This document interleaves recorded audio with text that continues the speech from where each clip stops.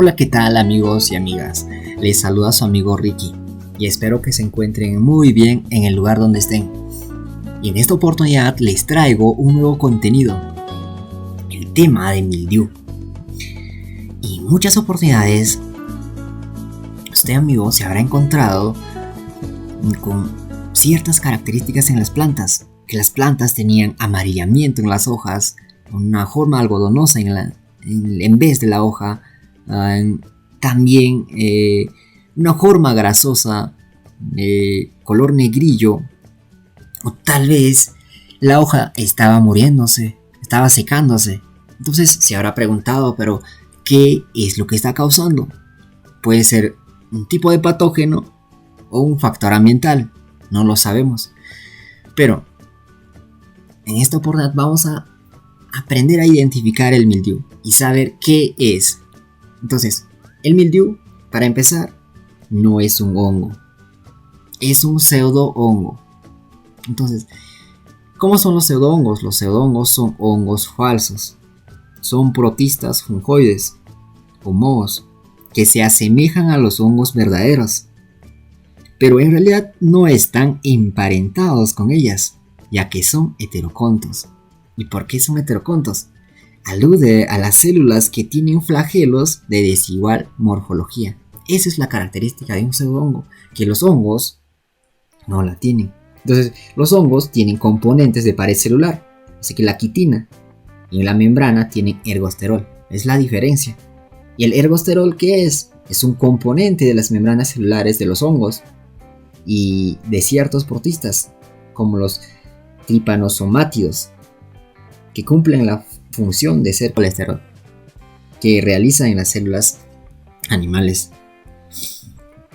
Y aquí vemos la clasificación taxonómica agronómica de los hongos. Aquí vemos los hongos inferiores y a los hongos verdaderos, sin hongos inferiores o los hongos falsos. Ya, y aquí encontramos al reino cromista. Y dentro de eso está el grupo de homicetos, donde encontramos al mildiu. Y este es otro tipo de clasificación de los hongos verdaderos. De esa forma seguimos que el mildiu pertenece a la familia Peronosporaceae, al grupo de oimicetos, que son los pseudohongos. Otra característica que es endoparásito. ¿Y por qué es endoparásito? Si en una hoja cae una estructura propagativa del mildiu, estas tienen estructuras igual que la de Phytophthora infestans, o sea, tienen las zoosporas, las osporas y las hifas, que son sus estructuras propagativas. Y estas germinan y forman una hifa. Al formar una hifa en los tejidos vegetales, estas comienzan a alimentarse de las células del parenquima.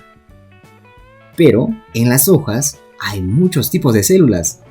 En la superficie están las células del epidermis y en la inferior, más adentro, se encuentran las células del parenquima. Entonces, un endoparásito es aquel que consume las células del interior, del parenquima. Y el ectoparásito ya se le dice a los parásitos que consumen a las células del exterior, a las epidermis. Ok, cuando las zoosporas germinan y comienzan a infectar a los tejidos, para alimentarse de los tejidos, van a generar una estructura adicional. Y esta estructura adicional es una forma de que se alimenta los hongos. ¿Y cómo se alimentan? Se alimentan por austorios. El austorio no es otra cosa que el ensanchamiento de la hifa, que entra, aquí podemos ver que entra en contacto con la célula.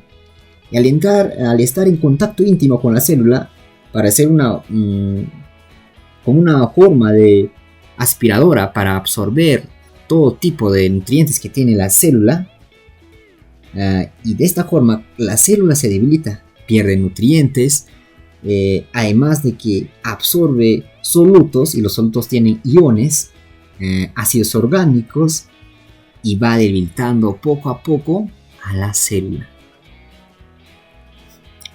La otra característica es el nivel de parasitismo. El mildiu es un parásito obligado. ¿Y qué es un parásito? Un parásito es un ente vivo. ¿Y por qué es obligado? Porque vive a expensas de su hospedero. Necesita de su hospedero para alimentarse de él. A diferencia que Phytophthora infestans es un parásito semi-obligado. Y esta puede alimentarse tanto de células vivas como de muertas. Es de esa forma que el nivel de parasitismo que el mildiu necesita que su hospedero esté vivo, la planta esté viva. Si la planta muere en su totalidad, el mildiu desaparece. Que a diferencia que Phytophthora infestans es un parásito semi-obligado, este pseudongo, porque también es un pseudongo, sigue alimentándose incluso de las plantas muertas. Las hifas siguen propagándose. Es por eso que el Phytophthora infestans sigue cosecha tras cosecha si es que no se saca las malezas o los cultivos infectados por este pseudongo.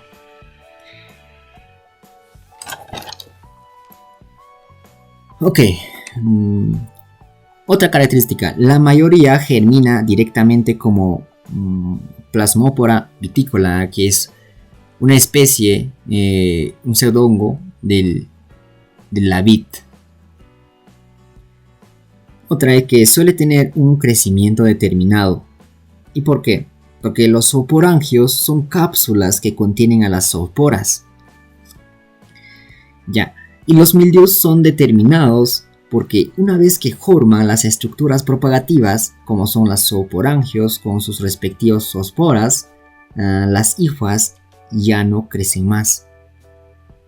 Por eso que es un parásito obligado, que se detiene su crecimiento cuando su hospedero muere, cuando la planta muere, cuando se seca. Otra característica, suelen penetrar a través de aberturas naturales. O sea que la penetración no es de manera directa. Entonces, ¿cómo es lo que pasa? Las plantas tienen dos aberturas naturales. Una de ellas son las estomas, es por donde pueden acoger el CO2. La otra son los hidátodos. Es de esta forma que el mildiu puede propagarse a través de las hifas y entrar hasta las células interiores. Aquí vemos los síntomas y signos. Síntoma, el primer síntoma que vemos son la clorosis. La clorosis es un síntoma característico que indica la destrucción de la clorofila. La clorofila tiene un color verde, ¿cierto? Y si es que la clorofila comienza a destruirse, empieza a ponerse amarillenta. La siguiente, la necrosis. Es una muerte celular, como vemos aquí. Todo el borde de la hoja está empezando a morirse. Es una muerte celular. Si ves, de esta forma es necrosis. Y es la segunda fase del mildiu. La tercera es la esporulación. ¿Y qué es esto? La parte blanquecina que vemos aquí, esta es la esporulación. Ese polo blanquecino se llama esporulación. Y esas son las estructuras propagativas. Si nosotros vemos a través del microscopio, aquí encontramos cantidad de estructuras propagativas. La esporulación. Entonces, esa es la secuencia. La zoospora cae en el tejido, germina, busca una abertura natural y una vez que encuentra, comienza a entrar en la célula del parenquima, causando una clorosis. Cuando el patógeno termina su ciclo de vida, ya no se preocupa por matar a la planta, porque porque ya comenzó a consumir, ya avanzó todo su proceso. A inicios, sí, claro que la célula del mildiu está luchando por vivir y por matar a la planta. Pero ya cuando llega a su ciclo de vida, ya no se preocupa porque ya comenzó a matar y empieza su ciclo de esporulación. Entonces, cuando llega a su final del ciclo, ya no se alimenta más. Y la esporulación del mildiu, vamos a ver en el envés de la hoja, más se va a ver en el envés de la hoja. ¿Y cuándo sucede esto? Cuando el patógeno genera sus estructuras propagativas, suele exponerlas atravesando de las estomas y va a aprovechar esa abertura natural. Y para exponer sus estructuras propagativas, ¿y dónde hay mayor concentración de estomas? Claro que en el envés. La otra característica y uno de los triángulos de la enfermedad son las condiciones ambientales favorables. ¿Y cuáles son las condiciones ambientales favorables para que el mildiu se presente? Son las altas humedades relativas y precipitaciones, principalmente la humedad. Entonces hemos visto las características, la clasificación del mildiu, los síntomas, cómo es la forma de propagación de este pseudohongo, los procesos que pasa hasta llegar a las células y consumir y alimentarse, y por qué se le dice que es, y por qué se le dice endoparásito, porque consume la célula del parenquima y es muy peligroso en los cultivos como en la vid, que son las más atacadas, el zapallo, el brócoli, la cebolla y entre otros. Bueno, eso sería todo por esta ocasión. Nos vemos en el siguiente video. Gracias, hasta luego.